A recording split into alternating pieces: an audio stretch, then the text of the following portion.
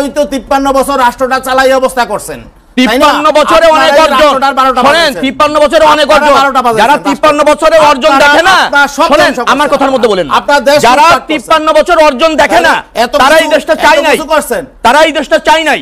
53 বছর কিছু হয়নি যারা বলে তারাই এদেশ চাই নাই, প্রথম তারাই এদেশে আছে, দেশটা ধারণ করে না, তারাই এদেশের মূল সমস্যা এবং তারাই হচ্ছে এই দেশ।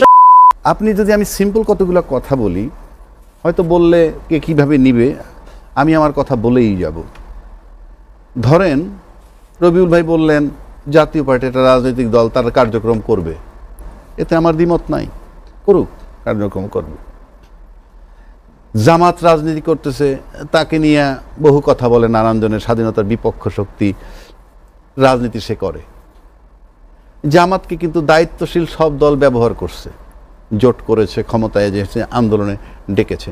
আর যাই হোক, আপনি যারা স্বাধীনতা বিরোধী শক্তি যাদেরকে বলেন, তাদের সাথে যখনই আপনি কোনো রকম মানে আপোষ করবেন বা একটা সমঝোতায় যাবেন, এটা আমি ব্যক্তিগতভাবে অ্যাকসেপ্ট করতে পারি না কোনোভাবে। আপনি অন্য দলের সাথে করেন, আপনারাই বলছেন স্বাধীনতা বিরোধী শক্তি, আবার আপনারাই তার সাথে আঘাত করতেছেন। আমি বলছি রাজনৈতিক সিনারিও গত 53 বছরের। এরপর আপনি আসেন, আপনি যখন পতিত সরকারের সরাই দিলেন, পতিত সরকার তার নিয়ে কথা, তো পতিত সরকার তো চলে গেছে, তাকে তাড়াই দিছি, নির্মমভাবে সবাই তাড়াইছেন, এবং তখন কিন্তু দলমত নির্বিশেষে এটার পক্ষে সবাই ছিল। কিন্তু তার সাথে যে রাষ্ট্রপতি, তাকে কিন্তু আমরা রেখে দিছি কি হিসাবে আমি জানি না। দায়িত্বশীল ব্যক্তিরা বলছেন সাংবিধানিক সংকট হবে। তারপরে পতিত সরকারের আরেকটা অংশ জাতীয় পার্টি। আপনি এখন যে নাকি সবসময় দায়িত্বশীল দলরা বলছে যে আওয়ামী লীগরে গৃহপালিত বিরোধী দল হিসাবে বৈধতা দিছে এই জাতীয় পার্টি, সেই জাতীয় পার্টি আপনার পতিত সরকারের অংশ। তার সাথে রাজনৈতিক সংঘর্ষ হয়েছে কার? গণ অধিকার পরিষদের, গণ অধিকারকে কোটা আন্দোলন থেকে শুরু করে সে আইসা কি করছে, আপনার বিপ্লবের একটা পক্ষের শক্তি বা অভ্যুত্থানের একটা পক্ষের শক্তি। সে তো দুইটা তো রাজনৈতিক সংঘর্ষ, জাতীয় পার্টির এবং গণ অধিকারের সংঘর্ষ। কি হয়েছে আমরা দেখছি বা জানছি, এমন কিছু না। কিন্তু সেখানে প্রশাসন গিয়ে যেটা করলো, মানে আপনি যদি রাজনীতিবিদদের সংঘর্ষ ধরেন, সেখানে প্রশাসন গিয়া এমন বেদক প্রহার কেন করতে হইল? সরকারের পুলিশ বা সরকারি বাহিনী, নিরাপত্তা বাহিনী, তারাই লাঠিচার্জ করলো। আবার সরকারের মন্ত্রী উপদেষ্টারাও কিন্তু অনেক ক্ষোভ প্রকাশ করছে। আমি সেটাই বলতেছি, তাকে যেহেতু লাঠিচার্জ করছে, সেই কনস্টেবলরা নিয়ে কথা উঠছে। আজকে দেখলাম রাশেদরা বলছে যে তাকে গ্রেফতার করতে হবে, সে অমুক জায়গায় আছে, এরকম ইনফরমেশন তো, এবং পুলিশ কমিশনার কি জানাইছে, পুলিশ কমিশনার বলছে ইতিমধ্যে সে গ্রেফতার হয়েছে। তাহলে আপনার আক্রমণ, আপনার টর্চার বা আপনার লাঠি দিয়ে পিটানো যদি যৌক্তিক হয়, তাহলে তাকে গ্রেফতার করবেন কেন? যদি দুইটা রাজনৈতিক দলের সংঘাত, সেটা যদি ব্যাপক হয় এবং সেটাকে নিয়ন্ত্রণ করেন, যদি ওইটাকে পিটানো যৌক্তিক হয়, তাইলে আপনি তাকে গ্রেফতার করবেন কেন? আর যদি যৌক্তিক না হয়, তাহলে পিটাইলো কেন? প্রশ্নগুলো কিন্তু আসে। এরপর আপনি আরেকটা জায়গায়, অন্তর্বর্তী সরকারের বিবৃতি, আইএসপিআর এর বিবৃতি, দুটি তো ভিন্ন বার্তা দেয়। এটি কিভাবে? আমি সেখানে আসতেছি। আবার যদি এই যে পতিত সরকারের অংশ যেটা বললাম, আমি কেন বলছি এটা গুছাইতে হবে, নাহলে আপনি স্টেবল করতে পারবেন না।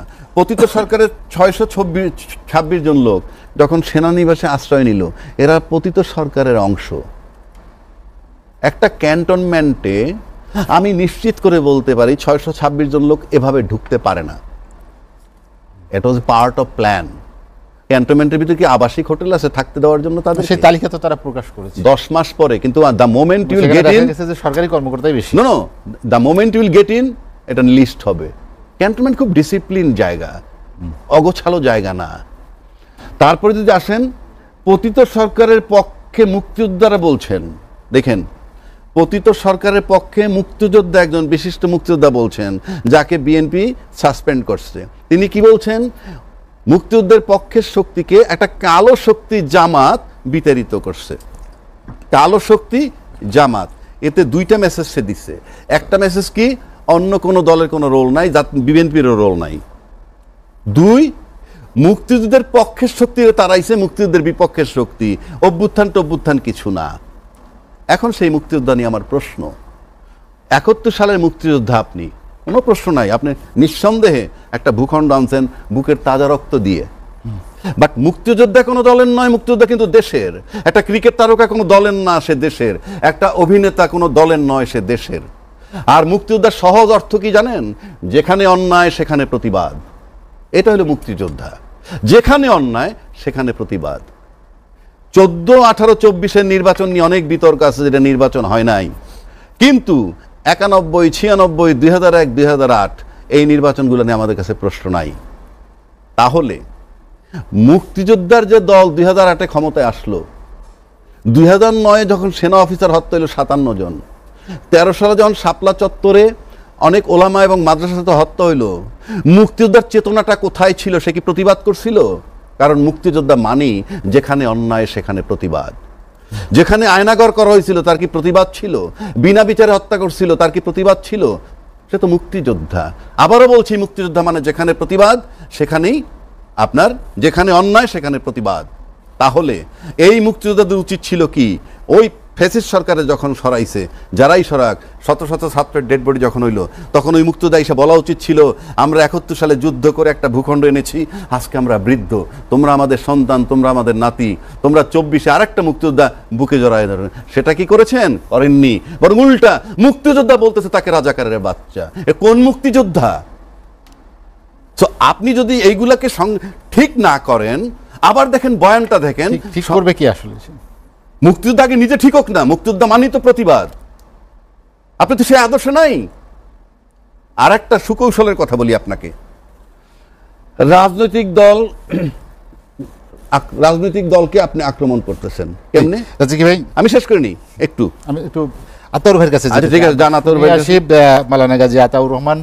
আমরা যেটি নিয়ে আলোচনা করছিলাম, আপনি জানেন যে মাননীয় প্রধান উপদেষ্টার সঙ্গে বৈঠকে জামায়াতে ইসলামী নেতারা বেরিয়ে বলেছেন যে তারা শঙ্কা নির্বাচন নিয়ে, 6 ইসলামী দল নিয়ে যে মোর্চা বা জামাতকে নিয়ে, জামাত যে অবস্থান আগামী নির্বাচন জোট নিয়ে, এই শঙ্কাটা আসলে কি বার্তা দিচ্ছে আগামী নির্বাচনে? ধন্যবাদ। আজকের এই এসএটিভি লেট এডিশন এই অনুষ্ঠানের, জনপ্রিয় অনুষ্ঠানের আমার 2 জন অত্যন্ত দক্ষ আলোচক এবং সঞ্চালক। আজকে প্রধান উপদেষ্টার এখানে 3টি রাজনৈতিক দলকে ডাকা হয়েছিল। আমরা কালকে যোগাযোগ করেছিলাম, আমাদেরকে বলেছে যে ডাকবে, হয়তো কাল পরশু সময় দিতে পারে। যাই হোক, তো এখানে 3টি দল 3 রকমের আমরা দেখলাম ব্রিফ দিল, এবং জামাত ইসলামী প্রসঙ্গে আপনি বলেছেন তার শঙ্কা প্রকাশ করেছে। শঙ্কা তো সরকারের মধ্যেও আছে। শঙ্কা না থাকলে তারা ফেব্রুয়ারিতে নির্বাচনের ঘোষণা দিছে, দেওয়ার পরে এখন বারবার রাজনৈতিক দলগুলোর সাথে মিটিং করে তারা নিশ্চিত হতে চাচ্ছে ফেব্রুয়ারির ব্যাপারে তারা একমত কিনা। তাহলে শঙ্কা না থাকলে তো রাজনৈতিক দলের কাছ থেকে মতামত চায় না যে আপনারা একমত কিনা। এদের তো প্রয়োজন ছিল এটা ফেব্রুয়ারিতে যখন ঘোষণা দিবে, দেওয়ার আগে এই বিষয়টা রাজনৈতিক দলগুলোর কাছ থেকে জেনে নেওয়া যে আপনারা সবাই একমত আছেন কিনা। তো শঙ্কাটা তো সেখান থেকেই তৈরি হয়েছে, যখন রাজনৈতিক দলগুলোর সাথে আলোচনা না করে, একটা পক্ষের সাথে আলোচনা করে যখন তারা সরকার এবং সেই একটি রাজনৈতিক পক্ষ যখন যৌথ ঘোষণা দিল, তখন থেকেই তো আসলে শঙ্কা তৈরি হয়েছে। তাহলে নির্বাচনটা কি একটা দল করবে? নির্বাচনটা তো করবে হলো এখানে যারা রাজনৈতিক দল আছে, অংশীজনরা সবাই মিলে এখানে নির্বাচন করবে, তাই না? তো যখন সরকার পক্ষ একটি দলের সাথে আলোচনা করে যখন নির্বাচনের একটা টাইম ফ্রেম ঘোষণা করলো, শঙ্কাটাতে কিন্তু সেদিনই তারা ঢুকিয়ে দিল, তাই না? এখন শঙ্কা তো শুধু রাজনৈতিক দলগুলোর মধ্যে বা সরকারের মধ্যে না, জনগণের মধ্যেও শঙ্কা আছে। এখন দেখবেন মানুষ জিজ্ঞেস করে একজন আরেকজনকে, আসলে কি নির্বাচন হবে? এটা কেন হলো? এটা কারণ হলো যে মানুষ দেখছে যে আসলে নির্বাচনের পরিবেশ মোটেও নেই। আজকে যে ঘটনাগুলো ঘটলো, এখন আসলে সরকার চালায় কি? এই যে আপনি যে প্রসঙ্গটি নিয়ে রবিউল ভাইকে বললেন এবং আমাদের অ্যাডভোকেট সাহেবকে বললেন, আসলে কি হচ্ছে, যে এই যে নুরু, আমাদের নুরুল হক নূর, তিনি একটি দলের প্রধান এবং ডাকসু সাবেক বিপি, এবং তিনি নির্যাতিত হয়েছেন, ফেসিবাদী আমলে বেশ কয়েকবার নির্যাতিত হয়েছেন, এবং তিনি মাঠে যেভাবে নেতৃত্ব দিয়েছেন, এটা আমাদের গর্বের বিষয়। এখন রবিউল ভাই বললেন যে এখানে জাতীয় পার্টি অফিস তারা ঘেরাও করতে গেছে, ভাঙচুর করতে গেছে। আমরা যদি দেখি, যদি এখানে আইনশৃঙ্খলা বাহিনী তাদেরকে ছত্রভঙ্গ করার জন্যে কাঁধে নিয়ে গ্যাস ছুটতো বা ইয়া করতো, তাহলে একটা বিষয় ছিল। কিন্তু আমরা কি দেখলাম, ইন্টেনশনালি নুরুকে টার্গেট করে এখানে পেটানো হয়েছে, এবং সেখানে নুরুকে কোন জায়গায় আঘাত করা হয়েছে, মানে কোন জায়গায় তাকে পিটানো হয়েছে সেটা যদি দেখেন, তো মিডিয়া আপনারা নিশ্চয়ই দেখেছেন, সেটা কিন্তু জাতীয় পার্টির অফিসের সামনে না, সেটা নুরুর অফিসের কাছাকাছি, জাতীয় পার্টির অফিস থেকে, জাতীয় পার্টির আলরাজি কমপ্লেক্সের সামনে, সেটা জাতীয় পার্টির অফিস থেকে অনেক দূরে, এবং সেইটা তো রাস্তায় না, সে একটা সেফ জায়গায় গিয়ে একটা কমপ্লেক্সের সামনে সে ব্রিফ করছিল, প্রেস ব্রিফ করছিল সে। তো সেই জায়গায় তাকে চতুর্দিক থেকে ঘেরাও করে যেভাবে তাকে টার্গেট করে পেটানো হয়েছে, এটা অবশ্যই পরিকল্পিত। এখন ঘটনা হলো, এই ঘটনা কে ঘটালো? এই ঘটনা ঘটানোর পরে দেখলাম সরকারের পক্ষ থেকে সরকার উপদেষ্টারা নিন্দা জানায়।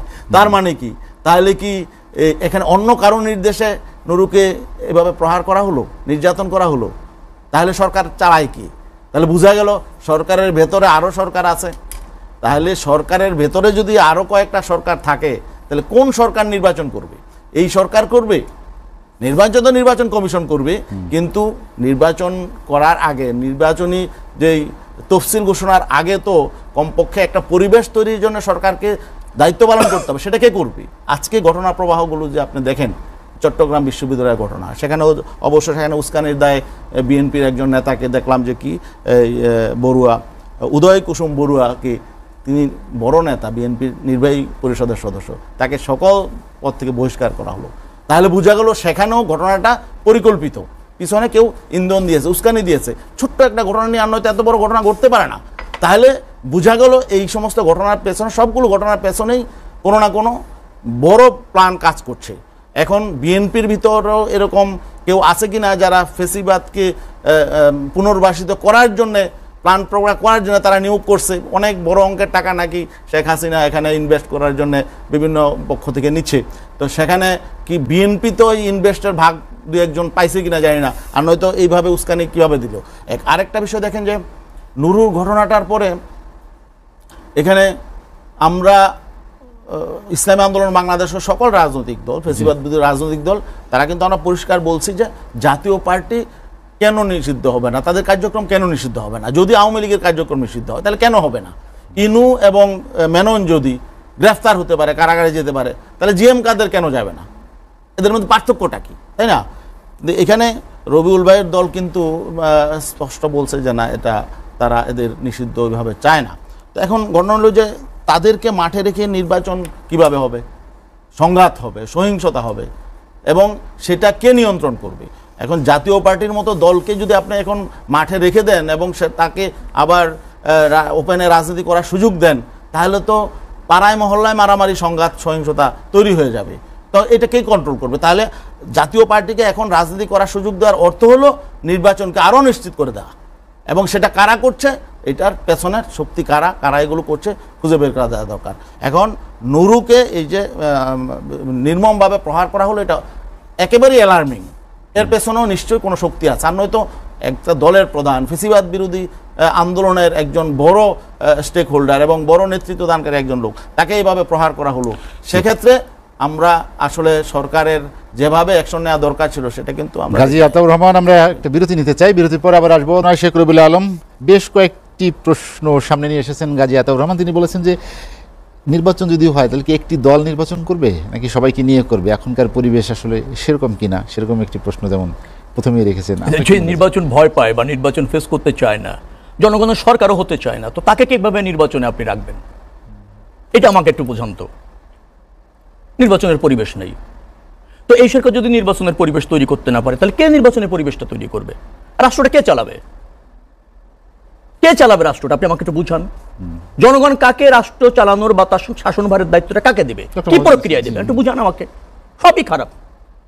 অন্তর্বর্তীকালীন সরকার নিরপেক্ষ না, আইন শৃঙ্খলার বাইরে সমর্থ নাই, নির্বাচন কমিশন ব্যর্থ। আনবেন কোথা থেকে বলেন? পাকিস্তান থেকে আনবেন আইন শৃঙ্খলা রক্ষাকারী বাহিনী? আনেন। ভালো নির্বাচন কোথায়? সুইজারল্যান্ডে পাবেন, নিয়ে আসেন সেখান থেকে। আস্তে তো রাখতে হবে রে ভাই। সংকট যেখানে সেটা নিয়ে কথা বলেন, সেখানে আমরা একমত হই, সে সমাধানের জন্য পরামর্শ দিই, চেষ্টা করি, সেখানে নাই তো। এই যে 3 জনকে ডাকলেন, 3টা দলকে ডাকলেন, ওই যে বলেন খালি 3টা দলকে ডাকেন না, এর একবার পরের দিন আবার 13 জনকে ডাকছিল। এখন তারা কাল পরশু ডাকতেও তো পারে, তার আগেই সমালোচনা শুরু হয়েছে, সেই সময় কিন্তু রিঅ্যাকশন আসছিল, না ডাকছে তো, আবার তো ডাকতে পারে। এখন ঘটনা হচ্ছে অন্তর্বর্তীকালীন সরকার কাদের সাথে ডেকে কোন আলোচনা করবে, সব আলোচনা সবার সাথে করা যায় না, তারা কৌশল ভালো রাখে, তাদের উপর তো আস্থা রাখছে জাতি। আপনি তো তাকে সহযোগিতা করতে হবে, আপনি তার প্রত্যেকটা স্টেপে যদি ত্রুটি ধরতে যান আর ষড়যন্ত্র খোঁজেন, ফাংশনটা কিভাবে হবে এটা আমাকে বোঝান। ওই যে জাকিবে বললেন জাতীয় পার্টি রাজনীতি করুক, রবি ভাই এটা বলছে, আমি তো বলিনি তো, মিসকোড। উনি বলছেন নিষিদ্ধ চায় না বিএনপি, মিসকোড। আমি বলেছি তার রাজনৈতিক কর্মকাণ্ড নিষিদ্ধ করার জন্য একটা বৈধ প্রক্রিয়া অনুসরণ করে একমত হয়ে করতে হবে। সেটি ছাড়া আপনি যদি বল প্রয়োগে সব রাজনৈতিক দল নিষিদ্ধ করতে চান, এই কালচার ভালো না। জামাতকে নিষিদ্ধ করেছিল আওয়ামী লীগ, ঠিক আছে, আর জাকিবে বললো যে জামাত বিএনপির সাথে থাকে, আবার স্বাধীনতা বিরোধী বলে। আরে ভাই, স্বাধীনতা বিরোধী এটা তো চরিত্র, সে একটা বৈধ রাজনৈতিক দল, এটা বাস্তবতা। তার সাথে আমার আদর্শিক মিল নাই, কৌশলগত মিল থাকে। জামাত ইসলামের পক্ষ থেকে বলা হয় যে আমরা কি বলেছি, যার নিবন্ধন আছে, যার রাজনীতি করার বৈধ রাজনৈতিক দল, তার রাজনীতি করার অবাধ সুযোগ থাকবে, সেটা আমরা বহুদলীয় গণতন্ত্রের বিশ্বাসী করি। কিন্তু জামাত ইসলামের স্বাধীনতা যুদ্ধের ভূমিকা বিতর্কিত, একথা তো সবাই একমত, এখানে তো দ্বিমত করার কোনো সুযোগ নেই। আমরা তো বলছি না যে জামাত স্বাধীনতার পক্ষের শক্তি। এই পার্থক্যগুলি না বুঝলে রাজনৈতিক ডিবেট করাটা খুব কঠিন হয়ে যায়। ওই যে বলে দিলেন এক দলের সাথে আলোচনা করে নির্বাচনের ডেট ঘোষণা করেছে, কে বললো এক দলের সাথে আলোচনা করছে? ইউনূস সরকার বোঝে না কার সাথে আলোচনা করতে হবে। আরে ভাই, ইউনূস সরকার তো বলছে ডিসেম্বর থেকে জুনের মধ্যে সে নির্বাচন করবে, সে তো ওপেন ডিক্লার দিয়েছে। আপনারা সবাই একমত, বিএনপি একমত না, বিএনপি ডিসেম্বরেই চায়। তো সে চিন্তা করছে বিএনপির সাথে আলোচনা করে, বিএনপি ডিসেম্বরের ব্যাপারে রেসিস্ট যেহেতু আছে, তাকে আলোচনা করে যুক্তি দেখিয়ে ডিসেম্বর থেকে জুনের মধ্যে আমার ঘোষিত টাইম টেবিলের মধ্যে আনা যায় কিনা। জামাত তো বলেছে যে ফেব্রুয়ারিতে হলে আমাদের আপত্তি নাই, রোজার আগে হলে। এনসিপি বলছে ডিসেম্বর থেকে জুন, যখনই নির্বাচনে আমরা প্রস্তুত। উনরাও বলেছেন, সবাই বলেছেন, আমরা ডিসেম্বরের মধ্যেই চাচ্ছিলাম। যার ফলে আমাদের সাথে আলোচনা করে ফেব্রুয়ারি উনি যৌক্তিক কারণ দেখায়া নির্বাচনের সম্ভাব্য ডেটটা ঠিক করেছে। উনাদের সাথে রাজি, তোমরা রাজির সাথে আবার আলোচনা করতে হবে কেন? আচ্ছা, আলোচনায় যদি করতে হয়, অন্তর্বর্তীকালীন সরকার জানে না কার সাথে আলোচনা করতে হবে। অন্তর্বর্তীকালীন সরকার জানে না যে কার সাথে আলোচনা না করলে জাতির সাথে আলোচনা করা হয় না। এটা তো বাস্তবতা। অতএব এই যে জায়গা বিএনপির সাথে, আচ্ছা ভাই আমাদের সাথে একবার আলোচনা করেছে, আপনি যে 10 বার করে আসেন। আমি জামাতে ইসলামে আমিরকে বলেছি যে আপনি যে 20 বার আলোচনা করে আসেন, সকালে যান সন্ধ্যা বন্ধ করেন, আমাদের আপত্তি নেই তো। বিএনপির সাথে বসেছে, আপনি বুঝেন। আরে ভাই, বিএনপির সাথে বসবে বাংলাদেশের সবচেয়ে বড় রাজনৈতিক দল, অভিজ্ঞ রাজনৈতিক দল, রাষ্ট্র ব্যবস্থাপনার রাজনৈতিক দল, ভোট হলে 220 সিট পায়। 87 রাজনৈতিক দল করেছেন 87-এ, আজ পর্যন্ত পার্লামেন্টে যাওয়ার একজন সুযোগ হয়নি। জামাত এখন অনেক বড় রাজনৈতিক দল দাবি করছে, তারা আলাদাভাবে নির্বাচনগুলো আসন জীবনে 3টা পেয়েছে, হ্যাঁ পার্লামেন্টে একবার 2বার যাওয়ার সুযোগ হয়েছে। এখন আপনি যদি নির্বাচনকে ভয় পান, আপনি যদি অন্তর্বর্তীকালীন সরকার দল নিরপেক্ষ সরকার সহযোগিতা না করেন, আস্থা না রাখেন, দেশের আইন শৃঙ্খলা রক্ষাকারী বাহিনীর কথা বলা হয়েছে যে সেনাবাহিনীকে এখন আর স্ট্রাইকিং ফোর্স না, রেগুলার ফোর্স করছে, তারা প্রত্যেকটা কেন্দ্রে মোতায়েন থাকবে, লক্ষাধিকের উপরে বিডিআর আছে, আনসার তো আছেই, পুলিশ তো আছেই, কোস্টগার্ড, নৌবাহিনী, বলা হচ্ছে আমরা সর্বশক্তি প্রয়োগ করে আইন শৃঙ্খলা রক্ষা নিশ্চিত করব, নিরাপত্তা নিশ্চিত করব, নিরপেক্ষ থেকে অবাধ ভোটের আয়োজন তারা করবে এবং দৃষ্টান্ত স্থাপনকারী ভোট হবে, যা ইতিহাসে আগে হয়নি। তো যারা এভাবে কমিটমেন্ট করে, একটা দল নিরপেক্ষ সরকার, তাকে সহযোগিতা করার দায়িত্ব আছে। আমরা যারা বুঝি যে এখানে ব্যত্যয় হতে পারে, পরামর্শ দেওয়ার ব্যাপার আছে, কিন্তু নির্বাচন মানি না, আমার সাথে কথা হয় নাই, আমি এভাবে চাই না, এভাবে চাইলে আমার না, এটা যারা ভাবে তারা কি রাজনৈতিক দল? তো আপনি রাজনীতি করবেন, জনগণের প্রতিনিধি হইতে চান না, ভয় পান, জনগণের সরকারটা হতে চান না, মেজরিটিতে সংখ্যা, এটা হলে মানি, এটা হলে মানি না, এটা যারা বলে তারা এই বিশৃঙ্খলা করতে চায় এবং তারাই এই ফ্যাসিবাদী শক্তির পরোক্ষ সহযোগী। আমি পরোক্ষ বললাম। এই যে বৈঠকটি হলো, এটা আসলে কি নিয়ে? এই যে ভাই রাজনৈতিক দল, আমি অন্যভাবে নেবে কিনা যাই না, আই রেসপেক্ট হিম এ লট। 17 বছর ফ্যাসিবাদের সাথে থাকলেন, আজকে বলছেন যে বিএনপির কেউ জড়িত আছে কিনা, আপনারা ছিলেন, বিএনপির সাথে জড়িত আছে কিনা কেউ টাকা পয়সা নিয়ে এই আন্দোলন ভন্ডুল করে পরিবেশ নষ্ট করা যায় কিনা? যে দলটি 17 বছর আন্দোলন করলো ফ্যাসিবাদ হটানোর জন্য, ফ্যাসিবাদ হটানোর জন্য আন্দোলন করলো, যে দলটি গুমের শিকার হলো, নিধনের শিকার হলো, 17 বছরের ক্রমাগতভাবে আন্দোলন সংগ্রাম করে ঐক্যবদ্ধভাবে জাতি সবাই মিলে, সব শ্রেণী পেশার মানুষ ঐক্যবদ্ধ হয়ে আমরা ফ্যাসিবাদ মুক্ত বাংলাদেশ করলাম। সেখানে আপনি এসে দায় চাপাচ্ছেন, কি বলছেন যে ফ্যাসিবাদী দোষরদের কাছ থেকে বিএনপির কোন নেতারা কি রাজনৈতিক বিশ্লেষণ এবং বুদ্ধা টাকা পয়সা নিয়ে কি এইখানে অস্থিরতা তৈরি করছে কিনা? যে রাজনৈতিক দলটি নির্বাচন চাচ্ছে, যে রাজনৈতিক দলটি সংস্কার চাচ্ছে, বিচার চাচ্ছে, সহযোগিতা করছে, ঝুঁকি নিচ্ছে, দায়িত্ব নিচ্ছে, সেই রাজনৈতিক দলটাকে আপনি প্রশ্নবিদ্ধ করছেন। আপনি কি করছেন? সারা জীবন 17 বছর ধরে আওয়ামী লীগের সহযোদ্ধা হিসেবে থেকেছেন, সুযোগ সুবিধা নিয়েছেন। একটা মেয়র নির্বাচনে কোন রকম এসে যখনই মনে করেন যে একটু অ্যাসল্ট হয়েছেন, আওয়ামী লীগের সাথে সখ্যতা নষ্ট করেছেন। আপনার সাথে সখ্যতা নষ্ট হয়েছে, জাতির সাথেও তো সখ্যতা নষ্ট হয়েছে। আপনি তো লাস্ট অন। আমাদের সাথে সামিল হওয়া, আওয়ামী লীগের ফ্যাসিবাদী বিরুদ্ধে সক্রিয় যদি আপনি বলে থাকেন, এই আন্দোলন তো 17 বছরের আন্দোলন, আপনি লাস্ট অন। ওকে, আমাদের সহযোদ্ধা, দ্বিমত করছি না, কিন্তু আপনি সহযোদ্ধা হয়ে মূল যোদ্ধাকেই বলে দিচ্ছেন যে না, আমি তার ভিতরে কিন্তু ভূমিকা রয়েছে। রবিউল ভাই, আমি এইটা হলো রাজনৈতিক। বিএনপি কে বলি নাই, আপনি বিএনপির এই জাতীয় উস্কানির জন্য আপনারাই তো বহিষ্কার করছেন। না না, আমরা কাকে বহিষ্কার করছি ওই বিশ্লেষণ আপনি করেন না। অবশ্যই আমরা যাকে বহিষ্কার করছি সে দলের স্ট্যান্ড কোন সময় বিভিন্ন ক্ষেত্রে নিতে ব্যর্থ হচ্ছে। এটা তো জনগণের প্রতি আমাদের কমিটমেন্ট, দলকে বিশুদ্ধ করার জন্য আমাদের সংগ্রাম। এটা হলো রাজনীতি। এই জাতীয় আরো আছে, এইটা থাকবে তো।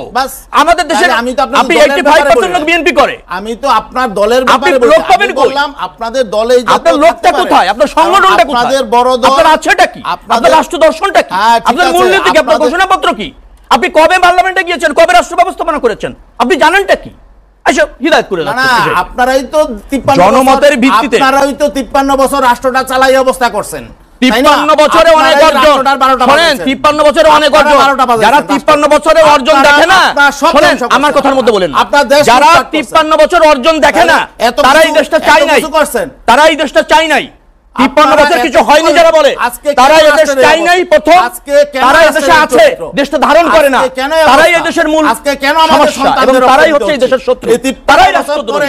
যারা 53 বছর এই দেশে কিছু দেখে না, আমি বলি আমার কথার মধ্যে অবশ্যই অবশ্যই এদেশের অর্জন, আমাদের স্বাধীনতা সংগ্রাম আমরা করেছি, এর সাথে আমরা হটিয়েছি, 24-এর গণঅভ্যুত্থানে 17 বছর নেতৃত্ব দিয়েছি।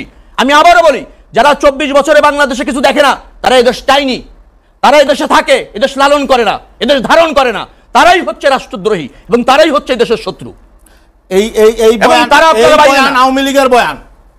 আজকে আপনি যে বয়ান দিচ্ছেন, রাজনৈতিক দল হইছেন, 87 সালে দল করেছেন, একদিনে যদি পার্লামেন্টে যেতে পারেন একটা মেম্বার অফ পার্লামেন্ট। আওয়ামী লীগের নেতারা আপনাদের দলের প্রধান এভাবে 2001 এ ভোট করেছে, 20,000 ভোট পাইছে। 2000 এভাবে আওয়ামী লীগের নেতারা টেবিল চাপড়িয়ে সকল দেশপ্রেমিক শক্তিকে বলতো রাষ্ট্রদ্রোহী। 2008 এ ভোট করেছে, 25,000 ভোট পেয়েছে। আমাদের সাধারণ প্রার্থীর ক্ষেত্রে 85,000 ভোটে হারছেন। আপনার দলের প্রধান এসে সমস্ত ত্রুটি খুঁজতেছেন।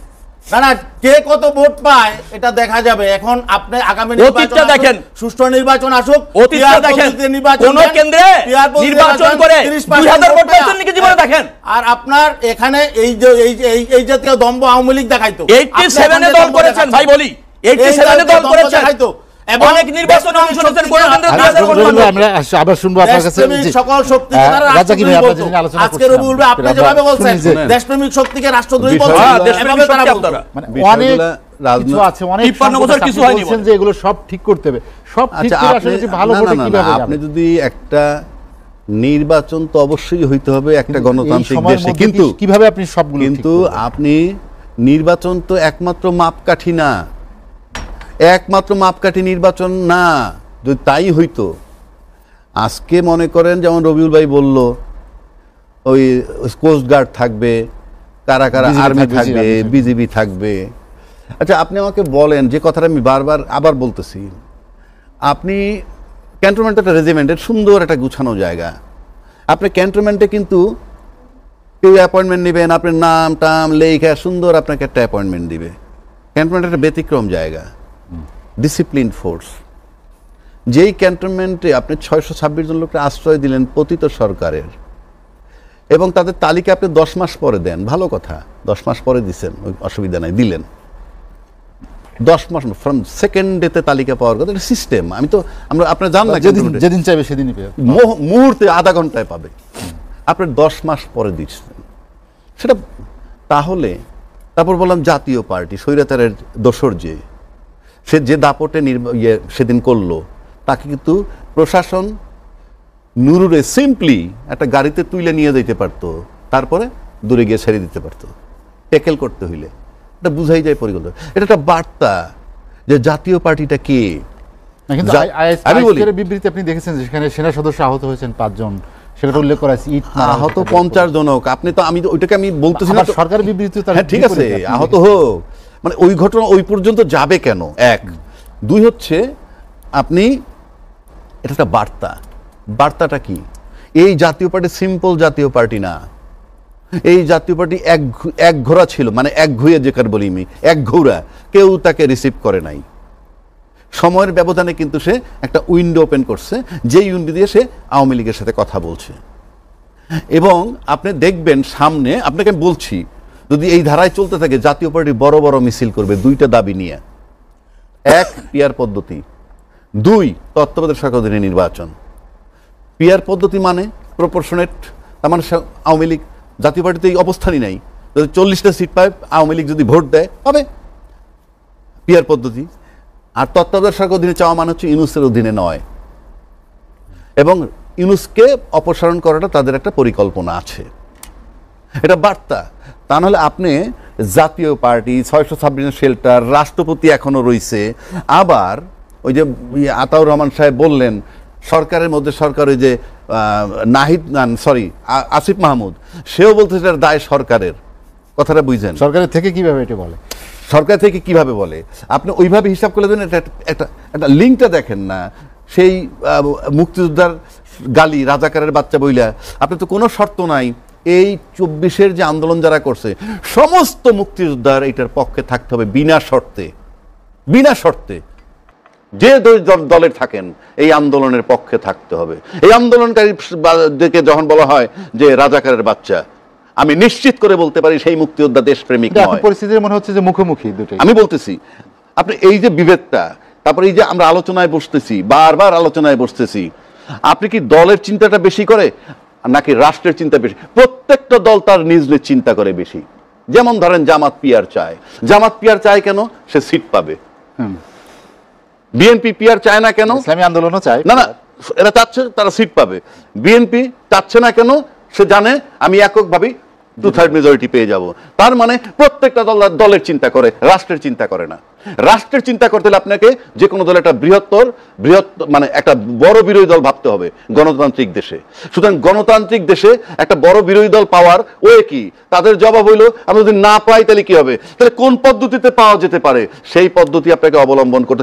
রাষ্ট্রকে যদি ভালোবাসেন, আর যদি দলকে ভালোবাসেন, তাহলে জামাত করুক, অন্যরা করুক, যা করে ওনারটা ঠিক, আর অন্যরা যা করে সব ঠিক। আমি দায়িত্ব নিয়ে বলছি, বিশ্বাস থেকে বলছি, যারা এইভাবে ঐক্যমত হইতে পারে না, বাদ দেন আপনি ইউনূস, ওনরা কেন একত্র হইতে পারতেছে না ঐক্যমত? তার মানে দেশের কমন ইন্টারেস্টে তারা কেউ নাই, দলের ইন্টারেস্টে আছে প্রত্যেকে। সুতরাং এইটা যদি না হয় ঠিক নির্বাচন হবে।